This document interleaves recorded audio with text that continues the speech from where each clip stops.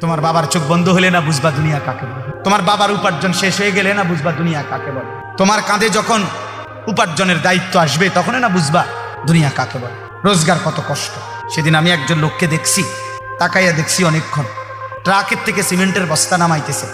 আমি লোকটার দিকে তাকাইয়া ছিলাম, সারাটা শরীর ঘামে। আমার মনে হয় যেন লোকটা মানে পানির মধ্যে, সারাটা চুল চেহারা তার ঘামে। ট্রাকের থেকে প্রতি বস্তা সিমেন্ট নামাইয়া গোডাউনে থুইলে সর্বোচ্চ 60 টাকা 8 টাকা বা 10 টাকা দেয়। সর্বোচ্চ রেট হলো 10 টাকা, মানে এন থেকে হয়তো গোডাউনে থুইবে আর কি। তাহলে 50 বস্তা সিমেন্ট যদি এই বেচারা নামায়, তাহলে প্রিয় যুবক ছেলে 50 বার এই লোকটাকে তোমার বাবাকে হতে পারে। 50 বারই উনি কোমরটা বাঁকা, নাহলে কেমনে বস্তাটা লইব? 50 কেজি সিমেন্টের 50 কেজি সিমেন্টের একটা বস্তা বেচারা কেমনে নিবে? প্রতিবারই তাকে কোমর বাঁকা করতে হয়েছে। প্রত্যেক বস্তা সিমেন্ট হয়তো ফালাইয়া ছোট্ট একটা গামছা হয়তো কোমরের থেকে খুলে আবার ঘাম মুচ্ছে, আবার আরেক বস্তা লেগে গেছে, আর গুনছে কয় বস্তা হইল, বিনিময়ে 500 টাকা। হয়তো 50 বস্তায় 500 টাকা পাইছে, 10 টাকা করে। সেখান থেকে ভাঙ্গাইয়া তোমার 200টা টাকা দিছিল, তুমি বলছো তোমার স্কুলে দিতে হবে। সেই ঘামে ভেজা 200 টাকা, আর তুমি জানো আর সেই 200 টাকায় মোবাইলে ঢুকায়া উলঙ্গ ছবি আর নাচ গান নর্তকী দেখে শেষ করে দিছ।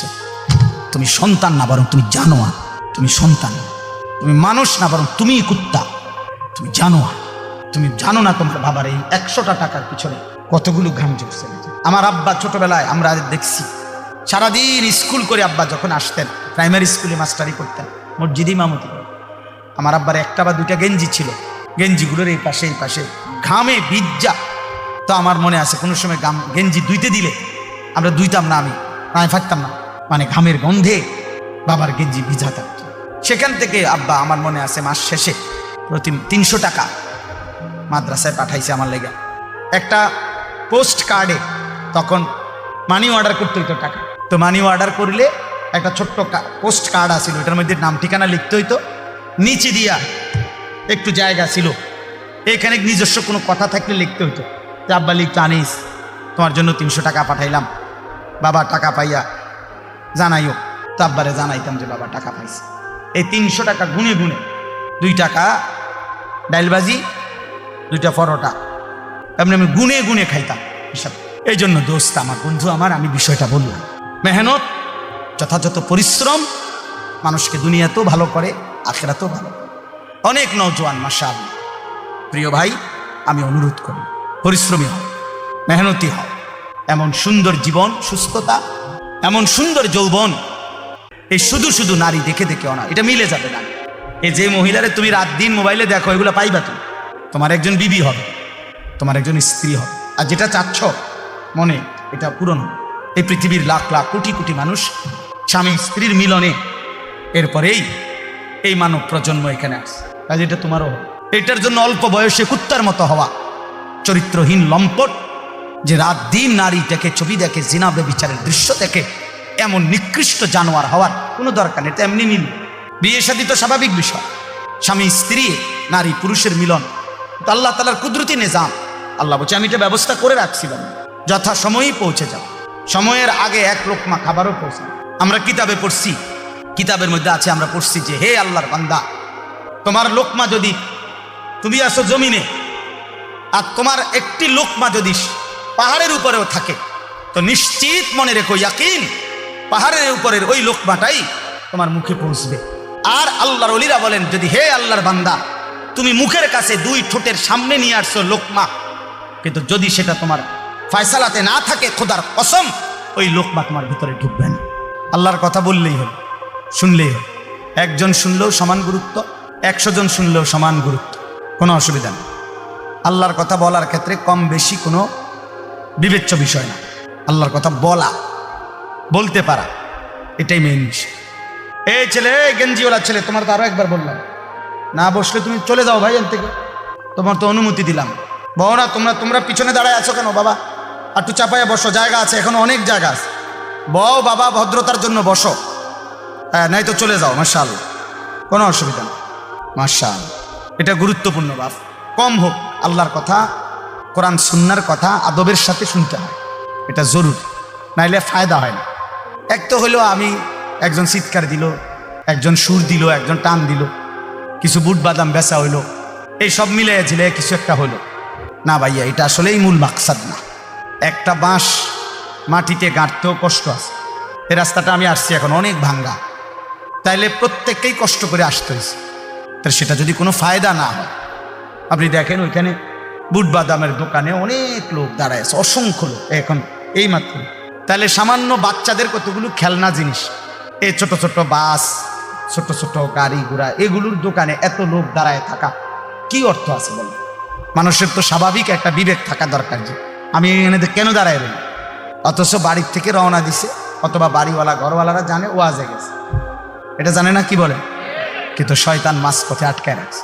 হ্যাঁ, এটা কোরআনুল কারীমের মধ্যে আছে। আল্লাহ তাআলা কাছে শয়তান চ্যালেঞ্জ করেছিল, তাল্লাহি লা উযায়্যিনান্না আ'মালাহুম ওয়া লা উগবিয়ান্নাহুম আজমাইন। আল্লাহর কসম, হে আল্লাহ, আমি আপনার বান্দাদের কাছে তাদের কাজকে গুনাহের রং দিয়ে সাজিয়ে দেব, অতঃপর আপনার বান্দাদেরকে আমি পথভ্রষ্ট করে দেব, পথভ্রষ্ট করে দেব। আল্লাযীনা যাল্লা সা'য়ুহুম ফিল হায়াতিদ দুনিয়া ওয়া হুম ইয়াহসাবুনা আন্নাহুম ইউহসিনুনা সুনআ।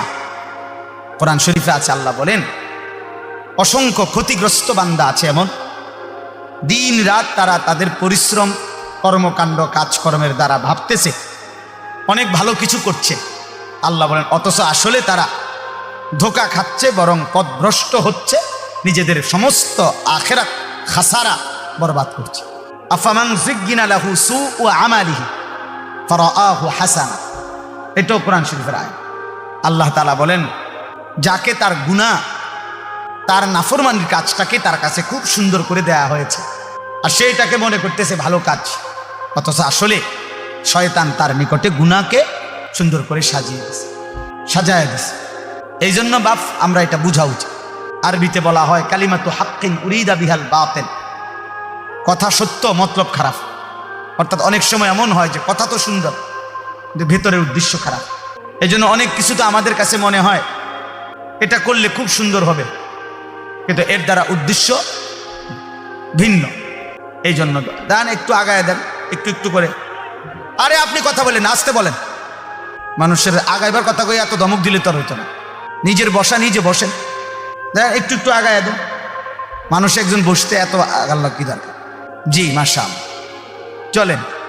2 নম্বর কথা হলো ভাইয়া, আমার প্রিয় ছোট ভাই হাফেজ মাওলানা আতিকুর রহমান আশরাফ, আমি আইসাই শুনতেছি বলতেছে, এইমাত্র সে বলছে এটা আপনাদের কাছে। আমি আবার বললাম ছেলেরা, ভাইয়া একটা ছেলে মোবাইল হাতে ধইরা ভিডিও বা রেকর্ড করবা না, আমি নিষেধ করলাম। আর একটা মোবাইলও ধরে রাখবেন, আমি নয়তো উঠাই দেবো তোমার দোস্ত, তুমি উঠে যাইতে হবে এখান থেকে। এরপরে ধমক দিলে লজ্জা পাইবে। আমি আগেই বলছি, আমি ব্যক্তিগতভাবে কোনো প্রার্থী না, নির্বাচনের কোনো জনসভার জন্য আসিনি। আমার একটা মার্কা আছে, সবাই একটু খেয়াল রাখেন না, কোনো মার্কা নাই, কথা বুঝছেন কিনা? আমি কোনো প্রার্থী না, এটা কোনো নির্বাচনী জনসভা না। অল্প একটু সময় আল্লাহর কথা বলা, আখিরাতের কথা মনে করায় দাও। ওয়াজের মূল মাকসাদ কি? মূল মাকসাদ আত-তারগীব ওয়াত-তারহীব। অর্থ হলো জান্নাতের কাজের প্রতি উৎসাহিত করা, জাহান্নামের কাজের প্রতি ভয় প্রদর্শন করা। আত-তারগীব মানে হলো উৎসাহিত করা, আত-তারহীব মানে হলো ভয় প্রদর্শন করা।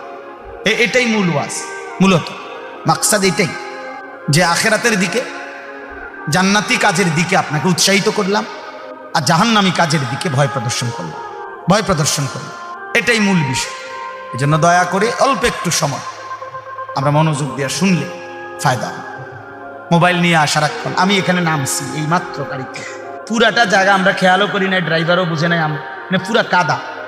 আমি কাদার মধ্যে পাও ডাইবা গেছে আমি আপনার লুঙ্গি সহ জামাটা উঠাইতেছি, আর ওই অপদার্থ এটার ভিডিও।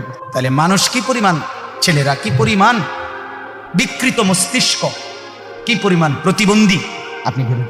একটা জলজ্জান্ত বাস পুড়ে যাচ্ছে, হাজার হাজার লোক ভিডিও করতেছে। একটা জলজ্জান্ত মানুষ পানিতে ডুবে যাচ্ছে, হাজার হাজার মানুষ ভিডিও করতেছে। এই হলো প্রজন্মের এখনকার হালাত, এখনকার জেনারেশনের হালাত হলে।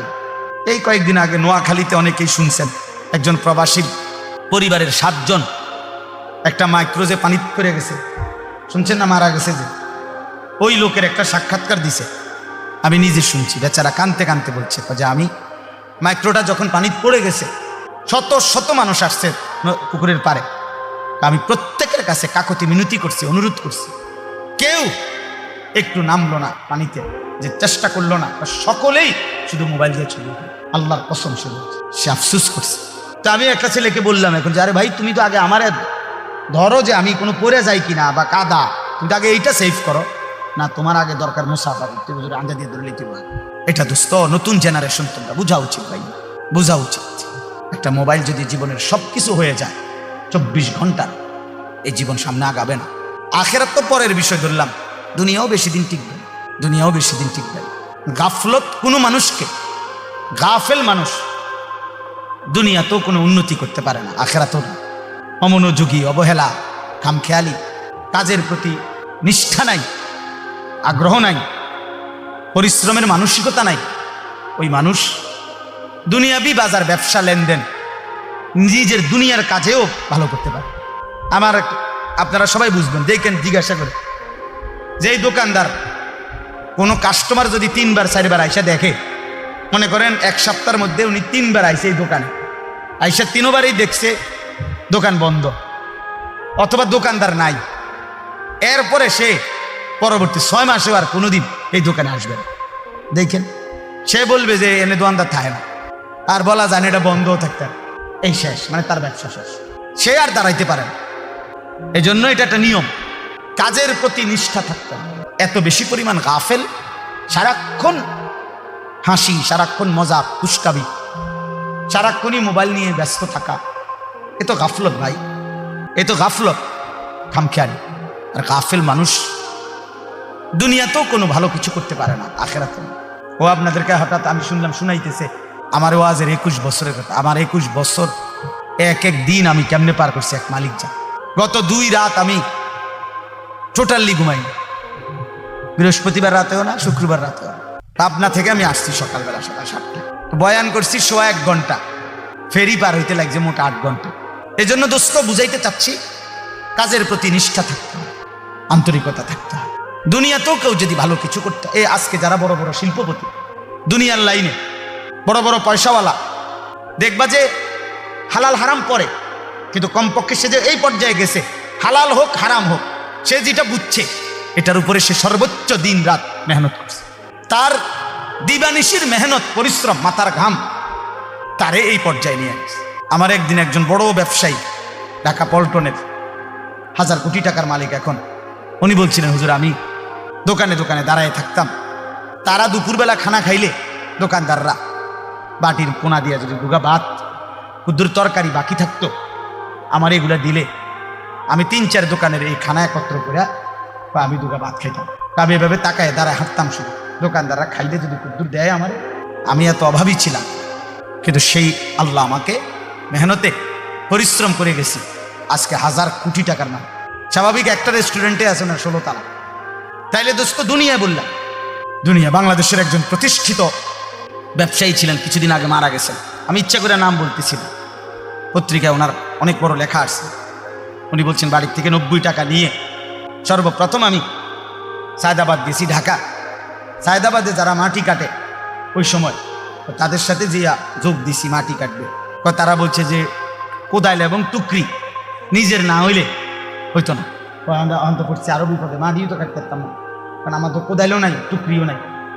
এরপরে আবার গায়ে খাইটা কষ্ট কইরা তারপরে কোদাল টুকরি কিনছি, ওইটুকু দিয়েই সে বাংলাদেশের মৃত্যুর আগে তিনি বাংলাদেশের একজন প্রথম শ্রেণীর ঠিকাদার ছিলেন, 1000 কোটি কোটি টাকার এই রোডের, হাইওয়ে রোডের কাজ করতেন। একটা সময় এই 90 টাকার।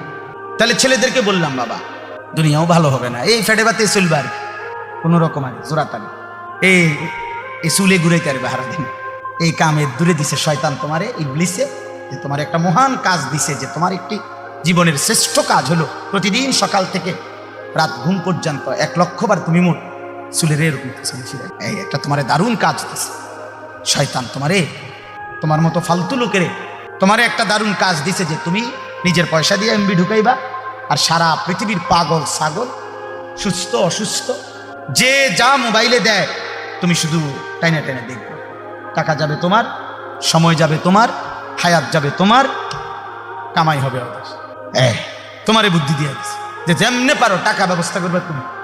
তুমি বাপের টাকা চুরি করো, নয়তো মায়ের টাকা চুরি করো, নয়তো স্কুলের টিফিনের টাকা বাঁচায় রাখো, নয়তো যেভাবে পারো।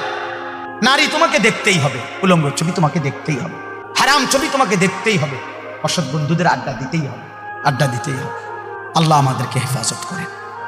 এজন্য আমি সবাইকে বললাম, গাফলত অনেক বড় অভিশাপ, মানে এই খামখেয়ালি আর কি, অবহেলা, জীবনটাকে অনাদরে অবহেলায় নষ্ট করে দেয়। বরং বুদ্ধিমান বিবেকবান ব্যক্তি পরিশ্রমী হয়। মানুষকে আল্লাহ তাআলা বলছেন, লাকাদ খালাকনাল ইনসানা ফি কাবাদ। তিনটা কসম করে আল্লাহ বলছে যে আমি মানুষের সৃষ্টির মধ্যে আমি আল্লাহ পরিশ্রম করার, মেহনত করার যোগ্যতা দিয়েই, মানসিকতা দিয়েই আমি সৃষ্টি করেছি। এই ফি কাবাদ অর্থ আমি আল্লাহ তাআলা মানুষকে মেহনত করার মানসিকতা, যোগ্যতা দিয়েই লাকাদ খালাকনাল ইনসান, আমি মানুষকে সৃষ্টি করেছি। এজন্য সব ছেলেকে বললাম, এই ভূমিকা ছাড়াই কথা শেষ। কথার প্রসঙ্গে প্রথম কথাটা বললাম, গাফেল না হওয়া ভাইয়া, দুনিয়াও না আখিরাত। ভালো উপার্জনের জন্য মেহনত করতে, একটু সুখ, একটু সচ্ছলতা, ঘর বাড়ি চলাফেরা, পরিবারের একটু প্রশস্ততার জন্য মেহনতও চাই। আপনি ঘুমের থেকে উঠে জমিদারি করবেন, এ কয়দিন তাফালিং, কয়দিন মোটরসাইকেল নিয়ে মাতবুরি, মোবাইল একটা নিয়ে মাতবুরি, কয়দিন ভাইয়া, কয়দিন? তোমার বাবার চোখ বন্ধ হলে না বুঝবা দুনিয়া কাকে বলে। তোমার বাবার উপার্জন শেষ হয়ে গেলে না বুঝবা দুনিয়া কাকে বলে। তোমার কাঁধে যখন উপার্জনের দায়িত্ব আসবে তখনই না বুঝবা দুনিয়া কাকে বলে। রোজগার কত কষ্ট। সেদিন আমি একজন লোককে দেখছি, তাকাইয়া দেখছি অনেকক্ষণ, ট্রাকের থেকে সিমেন্টের বস্তা নামাইতেছে। আমি লোকটার দিকে তাকাইয়া ছিলাম, সারাটা শরীর ঘামে, আমার মনে হয় যেন লোকটা মানে পানির মধ্যে, সারাটা চুল চেহারা তার ঘামে, ঘাম বাইয়া বাইয়া পড়তেছে। তাহলে এক বস্তা ট্রাকের থেকে প্রতি বস্তা সিমেন্ট নামাইয়া গোডাউনে থুইলে সর্বোচ্চ 60 টাকা, 8 টাকা বা 10 টাকা দেয়। সর্বোচ্চ রেট হলো 10 টাকা, মানে এন থেকে হয়তো গোডাউনে থুইবে আর কি। তাহলে 50 বস্তা সিমেন্ট যদি এই বেচারা নামায়, তাহলে প্রিয় যুবক ছেলে, 50 বার এই লোকটাকে, তোমার বাবাকে হতে পারে 50 বারই উনি কোমরটা বাঁকা, নাহলে কেমনে বস্তাটা লইব? 50 কেজি সিমেন্টের একটা বস্তা বেচারা কেমনে নিবে? প্রতিবারই তাকে কোমর বাঁকা করতে হয়েছে। প্রত্যেক বস্তা সিমেন্ট হয়তো ফালাইয়া ছোট্ট একটা গামছা হয়তো কোমরের থেকে খুলে আবার ঘাম মুচ্ছে, আবার আরেক বস্তা লেগে গেছে, আর গুনছে কয় বস্তা হইল, বিনিময়ে 500 টাকা। হয়তো 50 বস্তায় 500 টাকা পাইছে, 10 টাকা করে। সেখান থেকে ভাঙ্গাইয়া তোমার 200টা টাকা দিছিল, তুমি বলছো তোমার স্কুলে দিতে হবে, সেই ঘামে ভেজা 200 টাকা। আর তুমি জানো আর সেই 200 টাকায় মোবাইলে ঢুকাইয়া উলঙ্গ ছবি আর নাচ গান নর্তকী দেখে শেষ করে দিছ। তুমি সন্তান না, বরং তুমি জানো আর, তুমি সন্তান, তুমি মানুষ না, বরং তুমি কুত্তা। তুমি জানো আর, তুমি জানো না তোমার বাবার এই 100টা টাকার পিছনে কতগুলো ঘাম ঝরছে, কতগুলো ঘাম ঝরছে।